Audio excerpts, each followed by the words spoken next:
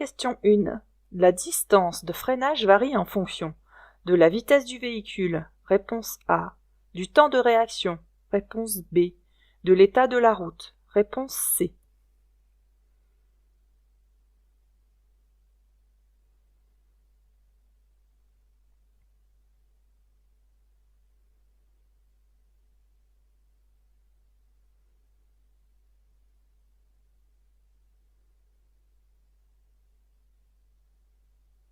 La distance de freinage, c'est entre le moment où vous allez commencer donc à freiner et le moment où la voiture va s'arrêter. Donc toute cette distance-là, entre le moment où vous prenez le frein et le moment où le véhicule s'arrête, c'est la distance de freinage. Donc ça n'a rien à voir avec le temps de réaction.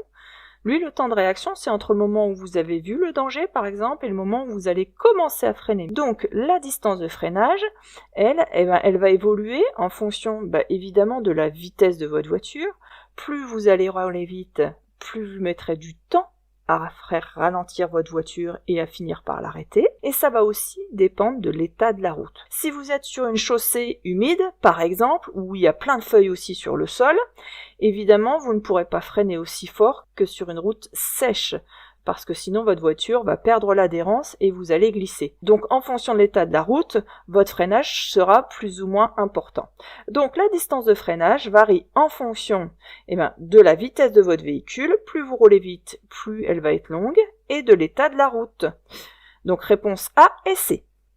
Question 2. Dans tous les cas, je dois pouvoir présenter aux forces de l'ordre l'attestation d'assurance. Oui, réponse A. Non, réponse B. La vignette du contrôle technique. Oui, réponse C. Non, réponse D.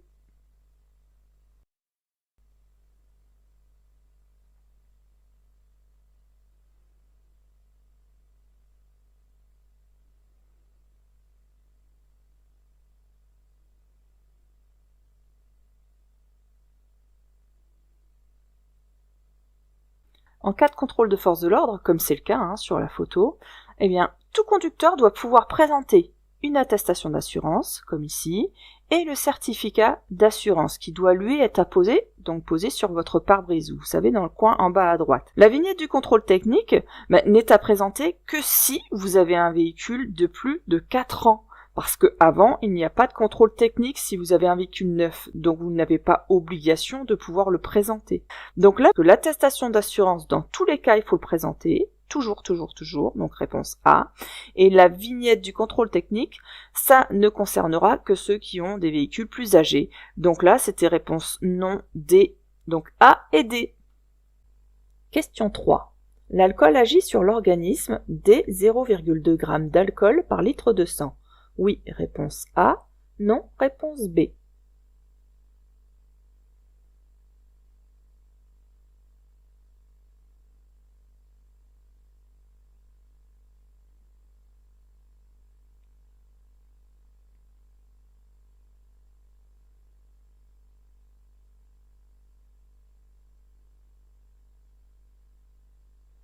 Et oui, c'est vrai, c'est dès 0,2. C'est pour ça que c'est à partir de là que il commence à y avoir des sanctions qui sont mises. Pourquoi ? Parce que vous commencez déjà à avoir une sensibilité à l'éblouissement, un moins bon champ visuel et un temps de réaction aussi qui devient moins bon. Donc là, c'était réponse A. Question 4. Dans cette situation, il est préférable de rester serré à droite, réponse A, de m'écarter tout de suite, réponse B, d'attendre pour m'écarter, réponse C, de maintenir mon allure, réponse D.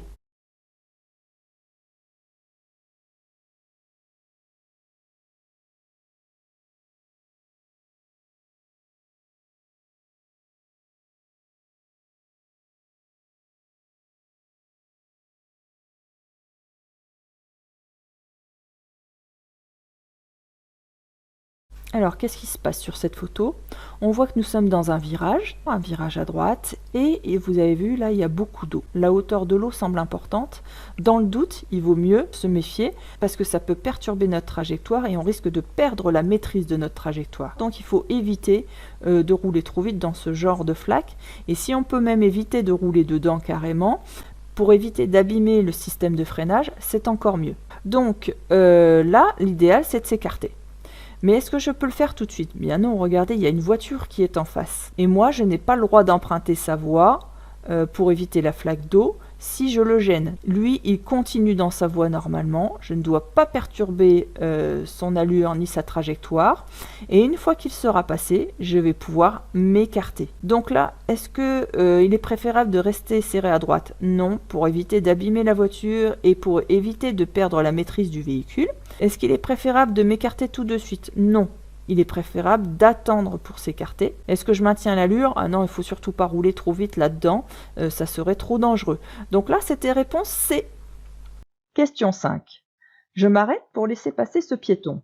Oui, réponse A. Non, réponse B.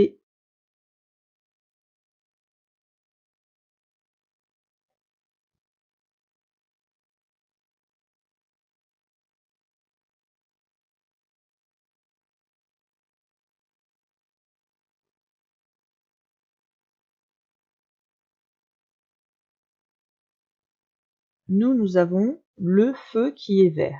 Nous avons un piéton qui est sur la chaussée.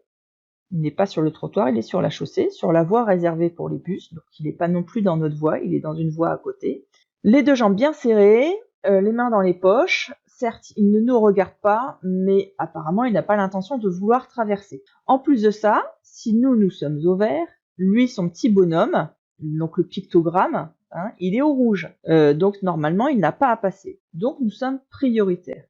On va s'arrêter si c'est un cas de danger immédiat. Pourquoi? Parce qu'on ne va pas le faire dans toutes les situations, parce que si derrière on freine brusquement alors qu'on est au feu vert, ce derrière risque de nous rentrer dedans. Donc on s'arrêtera qu'en cas de danger immédiat. Par contre, vous allez fortement ralentir pour être prêt à vous arrêter s'il décide de s'engager au dernier moment. Ça ne vous empêche pas d'être en alerte et d'être prêt à. Ça veut dire que vous lâchez l'accélérateur et vous mettez votre pied au-dessus du frein. Peut-être même que c'est intéressant aussi, pas forcément de freiner, mais de faire des petits appels de feu stop. C'est-à-dire que, vous savez, les premiers petits centimètres sur votre pédale de frein, quand vous appuyez dessus, ça ne freine pas encore. Par contre, les feux stop derrière s'allument déjà. Donc, vous signalez à ceux derrière que vous êtes en train de freiner, alors que vous ne freinez pas. Mais donc, du coup, derrière, ils sont quand même en alerte. Ils sont prêts à freiner aussi. Donc, ça peut être un message aussi d'utiliser un feu stop sans le faire fonctionner réellement. Donc là, est-ce que je m'arrête pour laisser passer ce piéton? Non, je ne m'arrête pas. Réponse B. Question numéro 6. En sortant de ma voiture, mon passager avant doit ouvrir sa portière de préférence avec la main gauche. Oui, réponse A. Non, réponse B.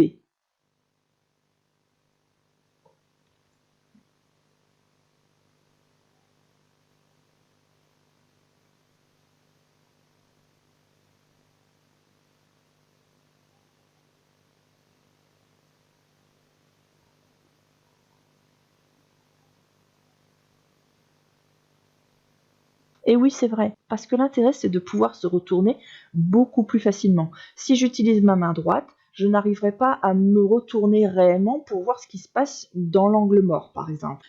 Si j'ouvre avec ma main gauche, je verrai beaucoup mieux parce que je vais pouvoir me retourner beaucoup plus amplement de manière à voir ce qui se passe dans l'angle mort. Donc là, c'était réponse A. Question numéro 7. Avec un véhicule équipé d'ABS, les distances d'arrêt sur sol sec sont fortement réduites. Oui, réponse A. Non, réponse B.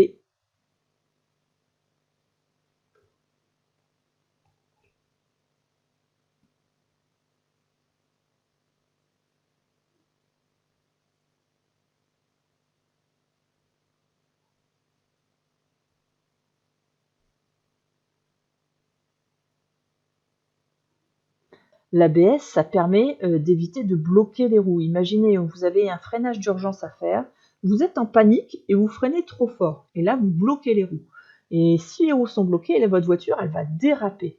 Du coup, votre distance de freinage va vraiment se rallonger. Par contre, si vous êtes capable d'avoir un super bon freinage, ça sera aussi efficace que quand vous utilisez l'ABS. Donc l'ABS empêche de rallonger les distances de freinage, mais ça ne les raccourcit pas. D'accord ? Ça évite d'empirer la situation uniquement. Donc là, c'était est-ce que les distances d'arrêt sur sol sec sont fortement réduites grâce à l'ABS? C'était non, réponse B. Ça, notez-le, sur une petite fiche, vous le faites par cœur. propos, je vous propose une petite méthode concernant votre progression au niveau du code de la route. Si tu as des difficultés de progression, tu trouves que tu fais trop de fautes, tu doutes de trop parce que tu manques de confiance en toi, ou que tu refais trop souvent les mêmes erreurs, je t'ai fait une formation gratuite. Je vous apporte une petite méthode de travail pour pouvoir retenir tout ce qu'il y a à retenir. Voilà, alors n'hésitez pas à profiter de cette formation, il y a juste à vous inscrire et je vous envoie la formation gratuitement. Question 8. Les voitures possèdent obligatoirement une roue de secours. Oui, réponse A. Non, réponse B. Je vérifie régulièrement la pression de cette roue. Oui, réponse C. Non, réponse D.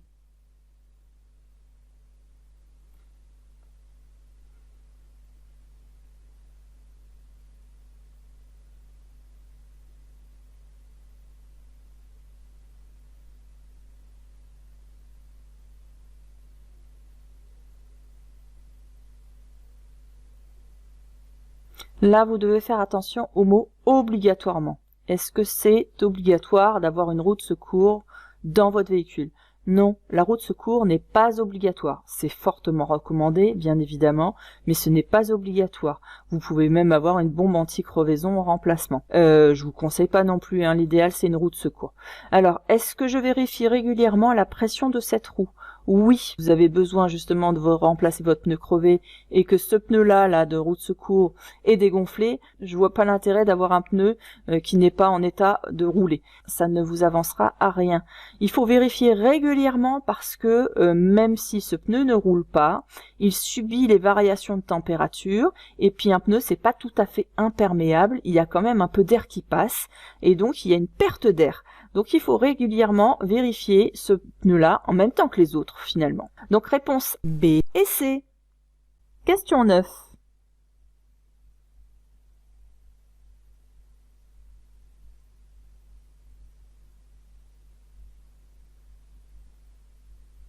Je suis prioritaire. Oui, réponse A. Non, réponse B. Je passe. Oui, réponse C. Non, réponse D.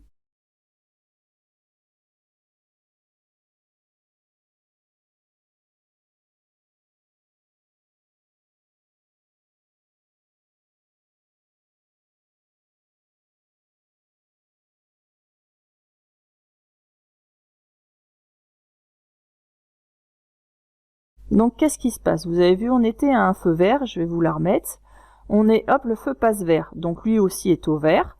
Donc on va commencer à avancer. Moi je continue tout droit dans ma voie et lui traverse l'axe. Et vous avez vu, il s'est mis à accélérer et il arrive rapidement. Alors, est-ce que je suis prioritaire? Eh bien oui, puisque moi j'ai le feu vert et que je continue tout droit. Puisqu'on me dit rien, c'est que je continue tout droit. Dans le code de la route ou le jour où vous passez votre examen, si on vous dit rien, c'est que vous continuez tout droit ou la route principale. Donc moi je vais tout droit, je suis donc prioritaire. Lui quand il va tourner, je viens de sa droite, donc il doit me laisser passer. Il est en train de traverser ma voie, donc il n'est pas prioritaire. Donc est-ce que je suis prioritaire? Oui, réponse A. Est-ce que je passe? Là, on vient de voir qu'il arrivait comme une brute, comme une balle à l'intersection. À mon avis, il a l'intention de nous passer devant. On ne sait pas en fait finalement. Donc, vu la vitesse qu'il a, s'il a besoin de s'arrêter, il va finir par s'arrêter au milieu de l'intersection, alors que moi je roule bien plus lentement. Donc par sécurité, c'est pas parce que je suis prioritaire que je dois forcer le passage au risque d'avoir un accident. Donc là, je vais être raisonnable et je vais le laisser passer parce que sinon on va arriver à l'accident. Donc là, c'était réponse A et D. Question 10. La vitesse est limitée à 110 km/h, réponse A. 100 km/h, réponse B. 90 km/h, réponse C. 80 km/h, réponse D.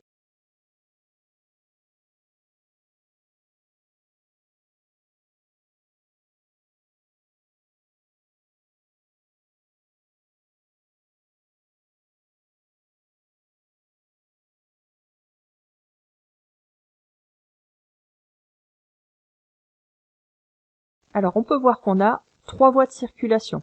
Il y en a 2 pour nous dans ce sens de circulation, donc il y en a une voie ici et une voie là.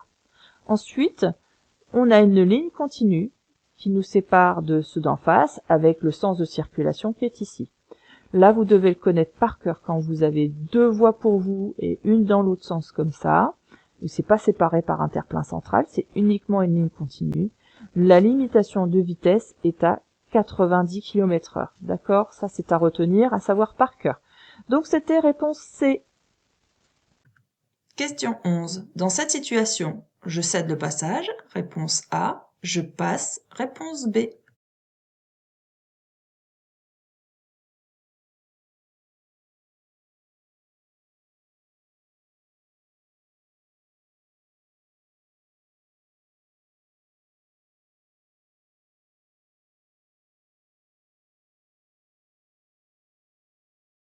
On a un feu tricolore avec le feu qui est vert. Donc moi je suis au vert. En toute logique, ceux d'en face sont au vert. D'ailleurs, la petite croix rouge n'est pas allumée, donc ils devraient être au vert. Et sur les côtés, logiquement, ils sont au rouge. Si on regarde bien, on voit le feu qui est rouge ici. Donc les pompiers sont en rouge. Maintenant, il faut se poser la question, est-ce qu'ils sont prioritaires, même si le feu est rouge? Pour qu'ils soient prioritaires, ça veut dire qu'ils seront en intervention. Et quand ils sont en intervention, ils doivent mettre la sirène et le gyrophare. Là, il n'y a rien. Donc, c'est un véhicule qui n'est pas en intervention, donc c'est un véhicule qui circule sur la route comme n'importe qui d'autre. Donc, je dois le considérer comme n'importe qui. Ce qui fait qu'il doit respecter son feu rouge. Donc, moi, je passe. Réponse B.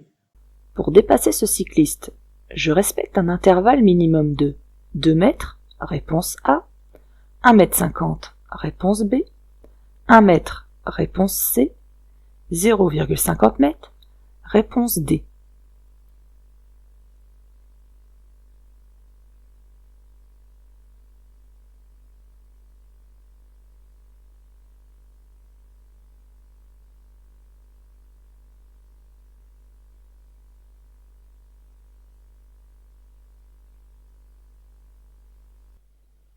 Le cycliste là se trouve sur une bande cyclable.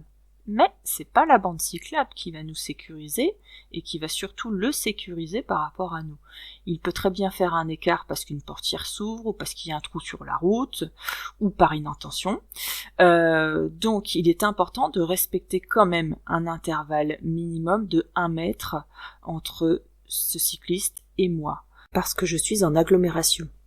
Donc la réponse c'est C. Pour tourner à gauche, je reste où je suis. Oui, réponse A. Non, réponse B.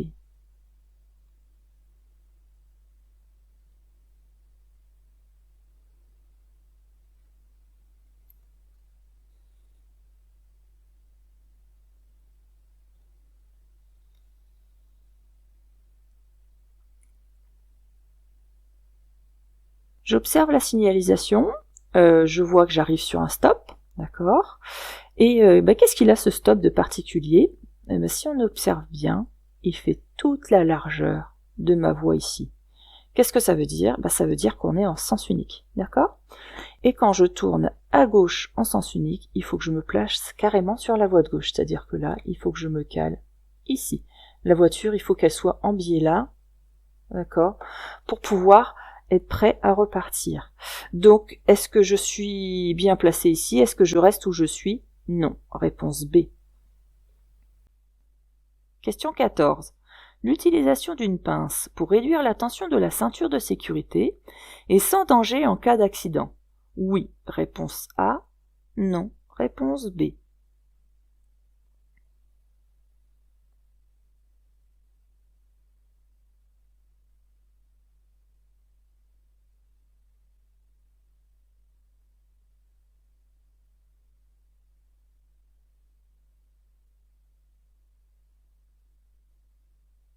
Alors malheureusement pour le confort de certains occupants, il y en a qui utilisent une pince, vous voyez, pour réduire la tension. Ça évite de blesser un petit peu la peau du cou. Par contre, ça n'est qu'un dispositif de confort et je vous le conseille vraiment pas. C'est même plutôt dangereux. Parce que en cas d'accident, la ceinture qui est mal tendue réagira beaucoup plus tard. Donc normalement, ça vous laisse une marge de 20 cm, c'est-à-dire que votre buste va avancer vers l'avant de 20 cm et la ceinture va vous bloquer. Elle va sentir une tension, il va y avoir un prétensionneur et donc ça va vous maintenir. Donc votre buste va avancer de 20 cm vers l'avant. Si vous mettez ce genre d'appareil là, Vous allez avancer, mais la ceinture, elle sera toujours pas tendue. Donc vous allez faire 20 à 30 cm, et là, la ceinture va commencer à se tendre seulement, au bout de 20 cm. Ce qui veut dire que votre tête, elle risque d'atteindre soit le montant de la voiture, soit le tableau de bord, soit le pare-brise. Bref, c'est dangereux. Donc ne le faites surtout pas. Donc là, c'était réponse B. Question 15. L'application stricte de la priorité à droite permet de franchir facilement cette intersection. Oui, réponse A. Non, réponse B.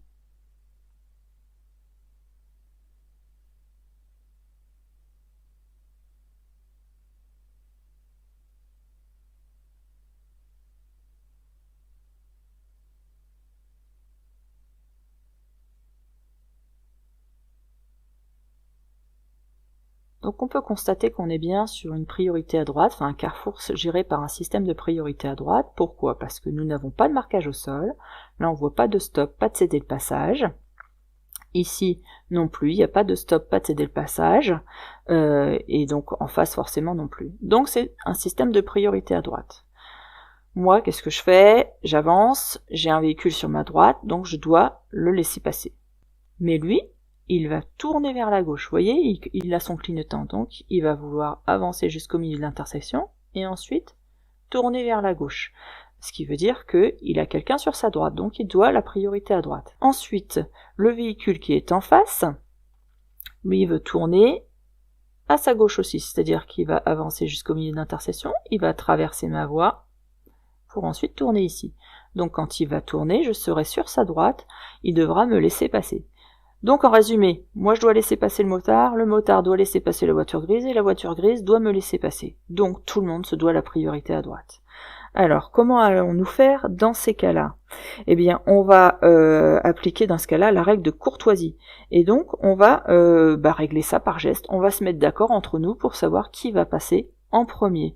Donc c'est pas si simple que ça, hein. Donc la situation est plus compliquée quand on est tous gérés par une priorité à droite tous en même temps. Donc, est-ce que ça permet de franchir facilement cette intersection? Eh bien non, puisqu'on va être obligé de se mettre d'accord entre nous pour savoir qui va passer. Donc là, c'était réponse B.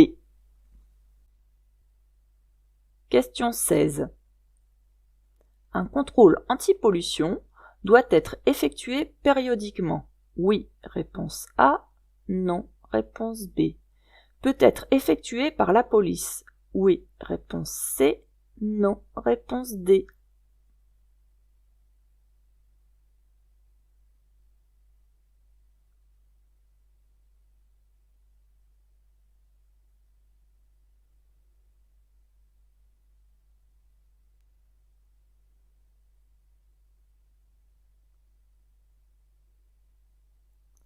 Il y a aussi les forces de l'ordre qui peuvent à tout moment contrôler les gaz d'échappement d'un véhicule et ils peuvent même aussi vérifier le volume sonore à la sortie de votre pot d'échappement.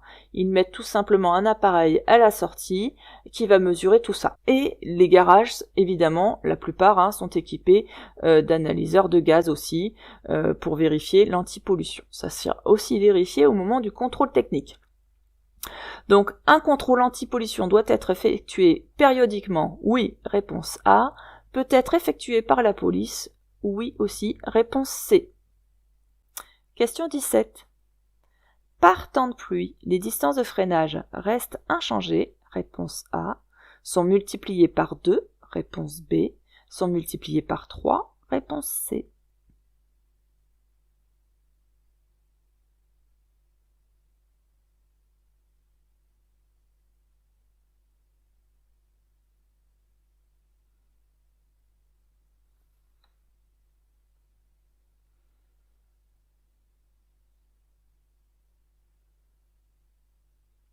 Alors, quels sont les facteurs qui influencent la distance de freinage? Eh bien, c'est la vitesse du véhicule, l'état du véhicule, en fonction de l'état des freins, des pneus, de la suspension, le poids et le chargement du véhicule, et ensuite l'environnement, si on est en descente ou en montée. Mais ça peut aussi être l'état de la chaussée, comme le revêtement, ou savoir s'il y a des gravillons, ou de la neige, ou même de la pluie. Là, on est par temps de pluie. Donc la distance de freinage, elle est 2 fois plus longue que sur sol sec. Donc c'était réponse B. Question 18. Dans cette zone de rencontre, tout type d'usager est autorisé à circuler. Oui, réponse A. Non, réponse B. Je klaxonne pour que les piétons s'écartent sur le trottoir. Oui, réponse C. Non, réponse D.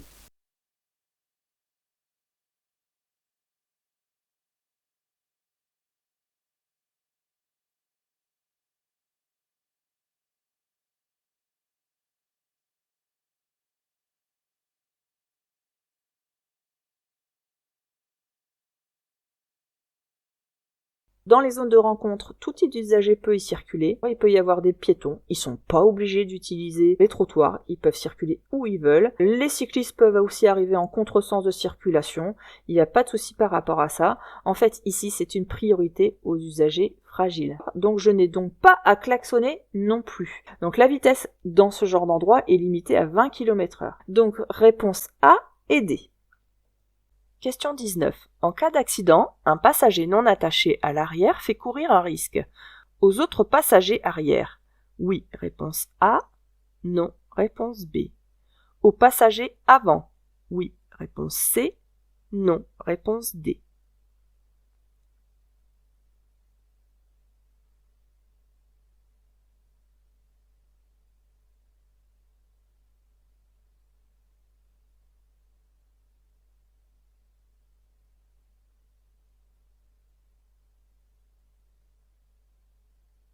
Alors oui, en cas d'accident, s'il y a un passager qui n'est pas attaché à l'arrière, il peut faire courir un risque aux autres passagers, qu'ils soient à l'avant ou à l'arrière. Donc là, c'était réponse A et C. Question 20. J'ai pu parcourir 10 km pour trouver une station de gonflage. Par rapport à la préconisation du conducteur, je dois diminuer la pression des pneus de 0,3 bar. Réponse A. Augmenter la pression des pneus de 0,3 bar. Réponse B.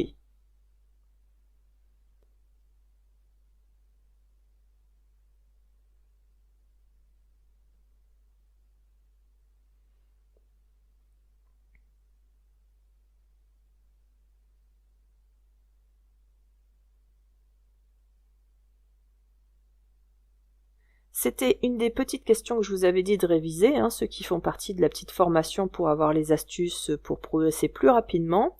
On va voir si vous avez donc bien révisé ça. En effet, quand vous parcourez 10 km, le pneu chauffe déjà. À partir des 3 km, le pneu va commencer à chauffer. Encore plus si vous roulez plus vite.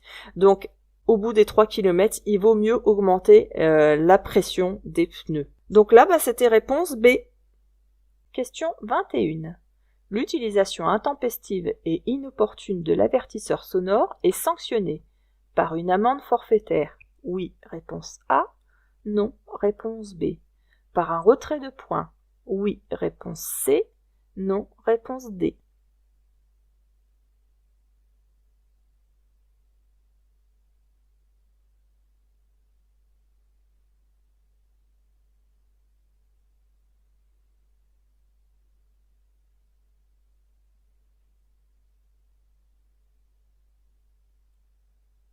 Alors, concernant cette question, l'utilisation intempestive et inopportune, ça veut dire quoi? Ça veut dire quand on exagère trop en klaxonnant trop fréquemment et trop longtemps. Et inopportune, ça veut dire que c'est pas forcément au moment où c'est important de le faire. Par exemple, si je le fais en agglomération, je n'ai pas le droit de klaxonner en agglomération, sauf en cas de danger immédiat. Si c'est pas un danger immédiat, eh bien c'est une utilisation inopportune. Si je klaxonne dans un bouchon, ça aussi, c'est sanctionné. Alors c'est sanctionné par quoi? C'est sanctionné par une amende forfaitaire, c'est une contravention de 2e classe, mais par contre, il n'y a pas de perte de points. Donc là, c'était réponse A et D. Question 22. Pour faciliter ce croisement, je ralentis et je serre à droite. Réponse A. Ou je serre à droite et je ralentis. Réponse B.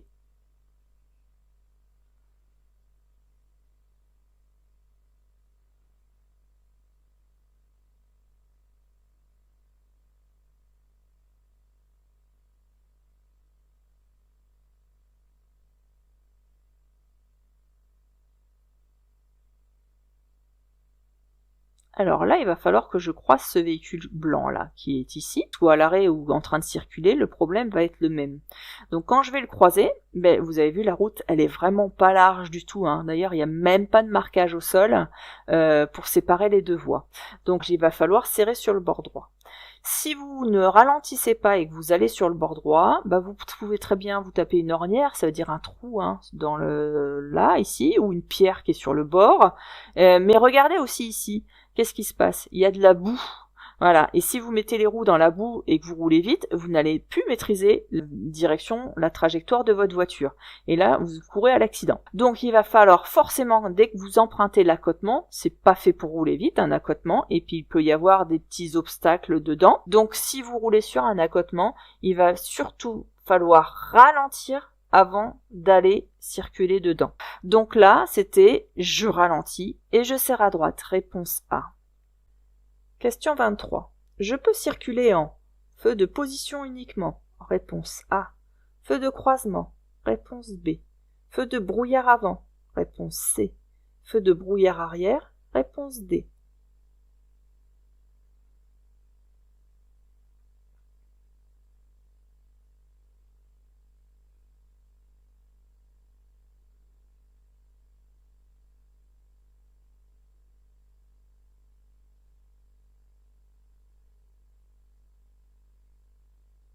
Donc ici, je peux circuler en feu de croisement, et donc là il est bien de mettre les feux de croisement avec les feux de brouillard avant et arrière. Pourquoi? Parce que là il y a du brouillard, et quand je suis partant de brouillard, très rapidement, partant de brouillard, vous avez donc l'avant de votre voiture avec le volant.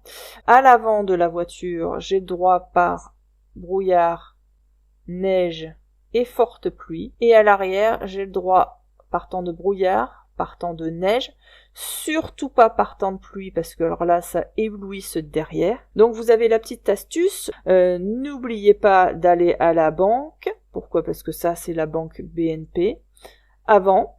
Donc n'oubliez pas d'aller à la banque avant, d'aller chercher des chocos pour les enfants à l'arrière. Pourquoi? Parce que les chocos BN. Donc réponse B, C et D. Question 24.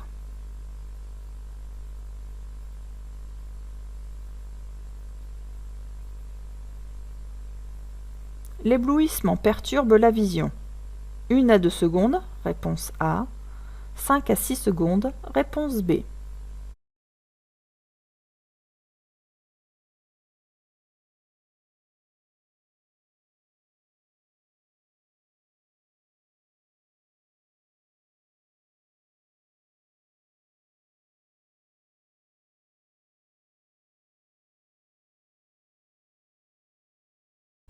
C'est vrai qu'après un éblouissement, on a un temps d'adaptation pour retrouver vraiment notre vision bien nette. Et ça met, en règle générale, 5 à 6 secondes en effet. Donc c'était réponse B. Question 25. À l'approche de cette intersection sans visibilité, je klaxonne. Oui, réponse A. Non, réponse B. Je fais un appel lumineux. Oui, réponse C. Non, réponse D.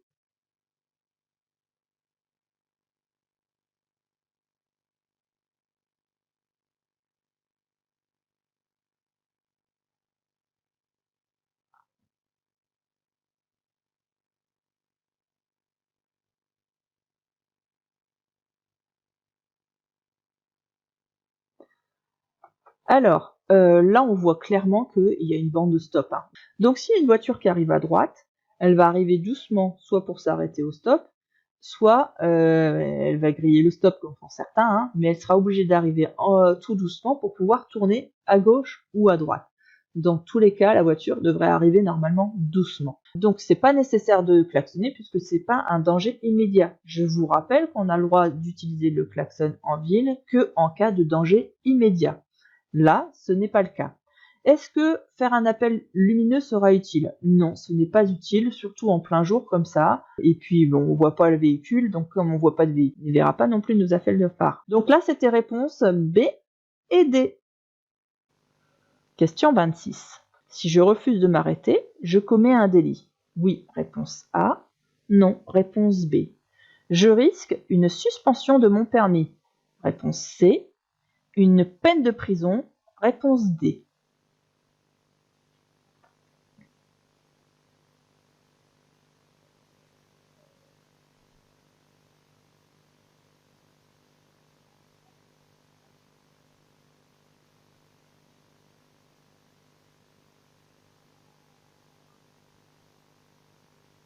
Donc c'était réponse A, puisque je commets un délit, hein, c'est quand même un délit. Pas un délit de fuite, hein, mais un délit dans le sens où je risque une peine de prison et une suspension de mon permis. Et donc je risque la suspension et la peine de prison. Donc c'était réponse A, C et D. Question 27. Ce véhicule est prêt à partir. Oui, réponse A. Non, réponse B.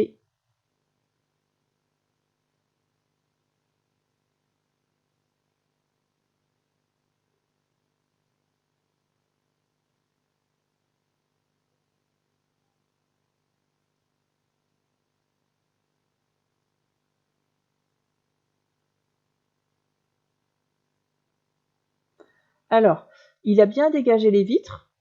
Toutes les vitres d'ailleurs sont bien dégagées, donc il a une bonne visibilité autour de lui. Par contre, il y a un danger, c'est celui-ci. Là, la neige qui est là. Alors, qu'est-ce qui se passe? Déjà, quand il va chauffer son intérieur de voiture, son habitacle, eh ben, ça va réchauffer la neige là qui est en surface. Donc, quand il va rouler, la neige va fondre et aura tendance à redescendre sur le pare-brise. Et du coup, si la neige là glisse tout doucement sur le pare-brise, ou en freinant même un peu, hein, ça risque de lui enlever toute la visibilité parce qu'il ne verra plus rien, il aura de la neige à la place.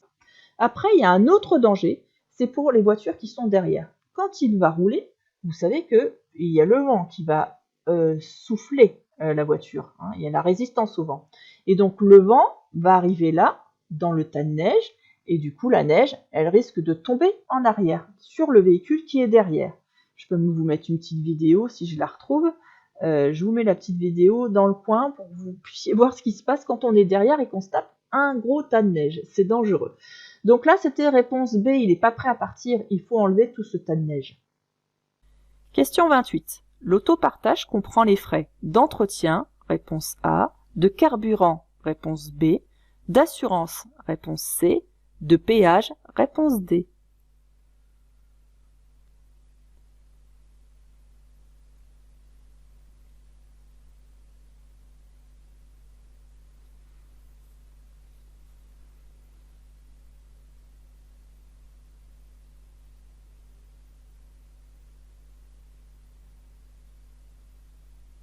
Comment ça marche l'autopartage?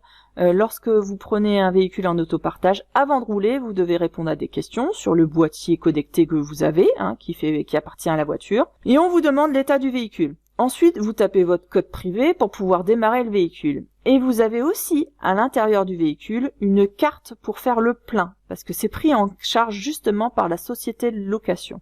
Alors, qu'est-ce qu'elle prend en charge, la société de location? Elle prend en charge l'entretien, le carburant, et l'assurance. Donc c'était réponse A, B et C. Question 29. Circuler sur un trajet monotone favorise la réduction de la fatigue, réponse A, la baisse de vigilance, réponse B, le risque de somnolence, réponse C.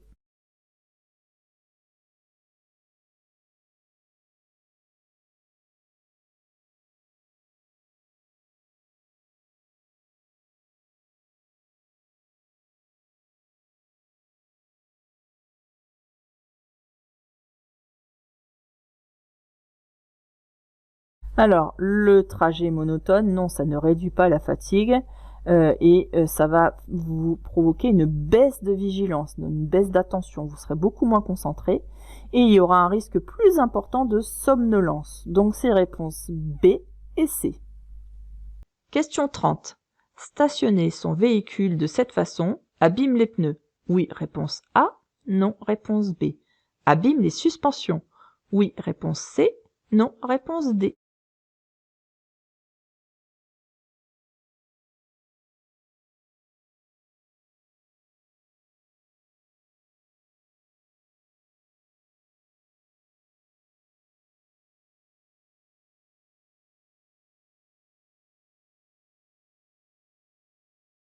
Donc stationner à cheval sur le trottoir, c'est interdit normalement, sauf si vous avez une signalisation qui vous l'autorise. Et là, vous le voyez bien, c'est le cas. On a le droit de stationner. Par contre, ils sont en contresens de circulation. C'était pas possible. Alors, le fait de stationner à cheval comme ça, c'est pas génial pour les pneus. Ça a quand même un impact en fait sur les pneus, les pneumatiques, la direction. Parce que déjà, quand vous montez dessus, vous risquez de pincer un petit peu le flanc du pneu et de modifier aussi la géométrie de votre train roulant. Donc, une durée de stationnement trop longue sur ce type de trottoir, ça réduit aussi la durée de vie des amortisseurs. Réponse A et C. Question 31. Je klaxonne et je dépasse. Réponse A. Je dépasse avec prudence. Réponse B. Je reste derrière ces piétons. Réponse C.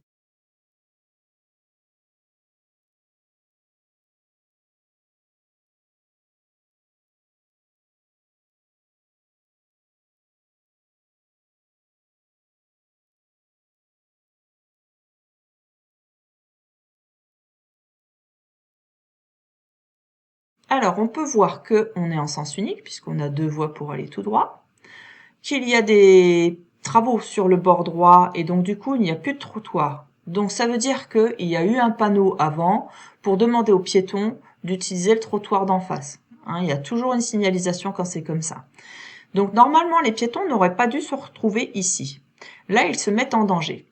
Alors, moi, est-ce que je peux m'écarter? Puisque j'ai deux voies, on pourrait se dire que oui, mais si je regarde dans mes rétroviseurs, je vois qu'il y a beaucoup de circulation, donc, et qu'il y a des véhicules qui sont en train de me dépasser sur la voie de gauche. Donc, que ce soit avec klaxon ou pas, je ne dépasse pas. Là, il est plus sage de rester derrière et d'attendre le moment idéal, opportun, de pouvoir s'écarter en toute sécurité, sans prendre de risque par rapport à ces piétons-là et sans prendre de risque non plus avec les voitures qui sont à côté de moi. Donc c'était réponse C. Pour l'instant, je reste derrière et j'attends le bon moment. Avant de sortir du véhicule, je contrôle le rétroviseur intérieur. Oui, réponse A. Non, réponse B. Extérieur. Oui, réponse C. Non, réponse D.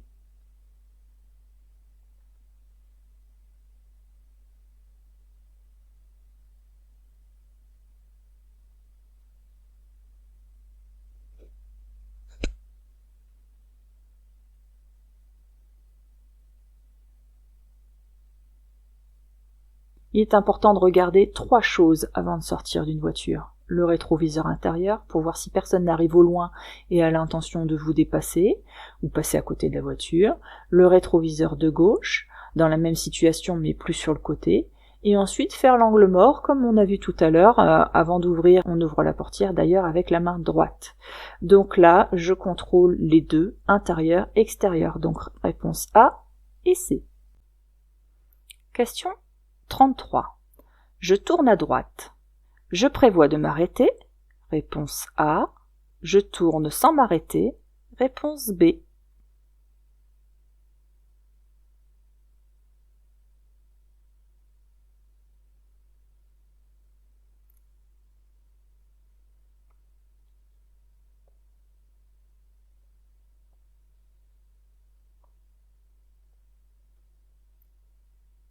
Sur la droite, on observe 2 choses importantes. Il va y avoir un cycliste, on ne sait pas trop ce qu'il fait, il est un peu caché derrière l'arbre, on a l'impression qu'il est arrêté, mais il va peut-être traverser, et il a l'air d'être sur la chaussée de toute manière.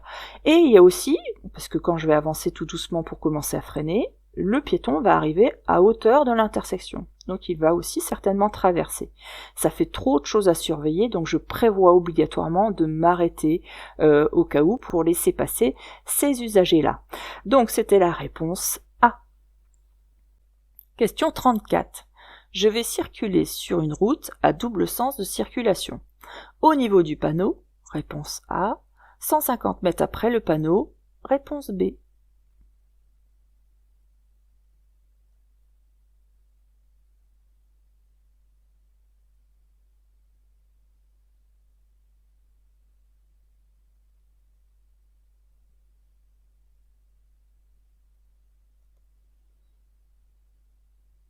Il y a une règle à savoir, tous les panneaux de danger agissent avant le danger.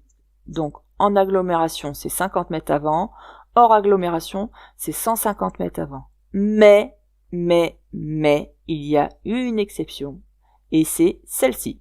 Ça agit au niveau du panneau. C'est l'exception des panneaux danger. Donc là, c'était réponse A. Question 35. Un bébé de 5 kg peut voyager dos à la route. Oui, réponse A. Non, réponse B. Face à la route. Oui, réponse C. Non, réponse D.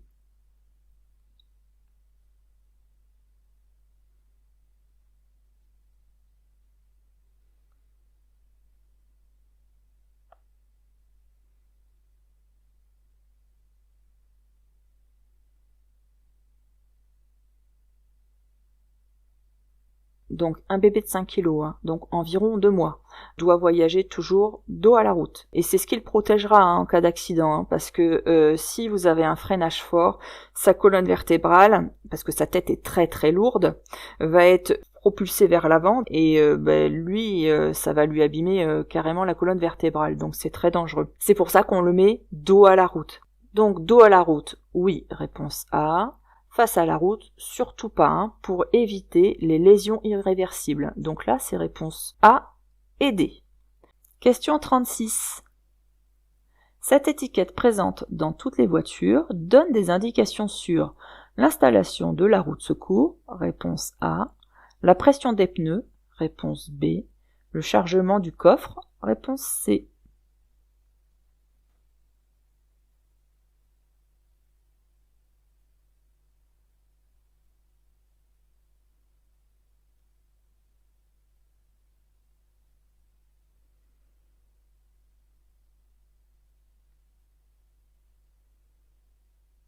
Donc en règle générale, cette étiquette, elle est placée sur le montant de la portière ou à l'intérieur. Elle informe seulement sur la pression à effectuer en fonction du chargement de votre véhicule.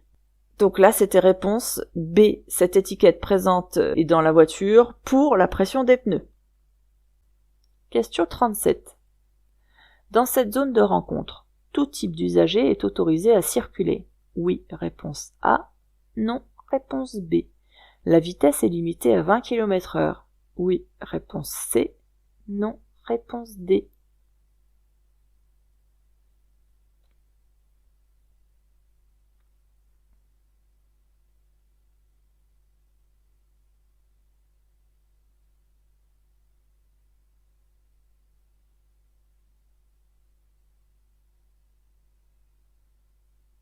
Donc dans une zone de rencontre, sauf s'il y a un autre panneau qui nous l'interdit, mais tout type de véhicules peuvent circuler. Alors à quoi sert cette zone de rencontre? On laisse la priorité aux piétons, aux cyclistes, à tous les usagers fragiles. Donc on peut rencontrer des piétons qui ne sont pas obligés d'utiliser le trottoir, et on peut rencontrer aussi des cyclistes qui circulent à contresens de circulation. C'est à moi d'être plus vigilant en voiture envers eux. C'est pourquoi la limitation de vitesse, elle est limitée à 20 km/h. Donc, dans cette zone de rencontre, tout type d'usager est autorisé à circuler. Oui, réponse A. La limitation de vitesse est limitée à 20 km/h. Oui, réponse C. Question 38. Choisir de circuler à vélo permet de moins subir les aléas de la circulation. Oui, réponse A. Non, réponse B. D'éviter les problèmes de stationnement. Oui, réponse C. Non, réponse D.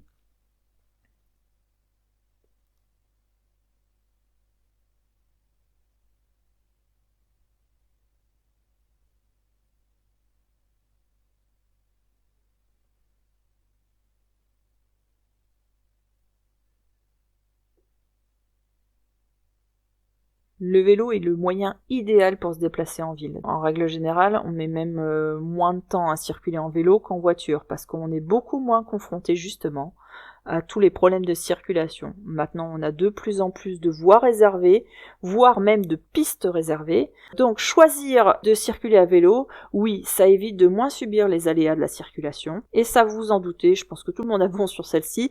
En effet, ça permet d'éviter les problèmes de stationnement.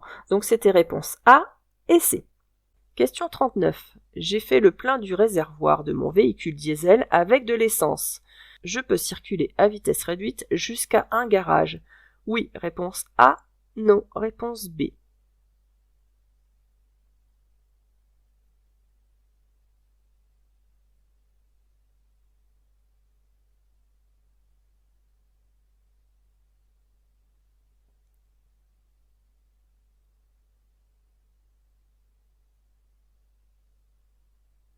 Alors le fait de confondre gasoil et essence quand vous faites le plein, ça peut être dramatique. Donc si vous vous en rendez compte au moment où vous roulez, vous éteignez tout de suite le moteur le plus rapidement possible. Ensuite, si vous constatez l'erreur alors que la voiture elle est encore arrêtée au niveau de la pompe, c'est-à-dire que vous n'avez pas redémarré encore, surtout il est important de ne pas redémarrer le moteur. Vous poussez la voiture afin de libérer quand même la pompe pour pas bloquer la station essence, et ensuite vous pouvez faire part de votre problème au personnel, parce qu'il y a des fois il y a certaines stations qui sont équipées pour faire des vidanges. Bon, ça reste assez rare, mais ça arrive quand même. Ensuite, si rien ne peut être fait en station, dans ce cas-là, il faut contacter votre assurance automobile, et elle vous envoie un service d'assistance pour venir récupérer votre voiture et ensuite faire une vidange. Alors, quels sont les signes qui doivent vous alerter si vous circulez et que vous n'en êtes pas rendu compte tout de suite? C'est que ça fait des bruits violents, un peu de hoquet et des cliquetis quand vous circulez avec votre voiture. Ça fait des bruits anormaux. Alors quels sont les risques? Ça endommage le moteur et surtout la pompe à injection. Donc là, c'était réponse B. Ensuite, la question 40. Je circule sur une autoroute. Oui, réponse A. Non, réponse B. La première station-service se situe à une distance de 300 mètres. Réponse C. 27 km. Réponse D.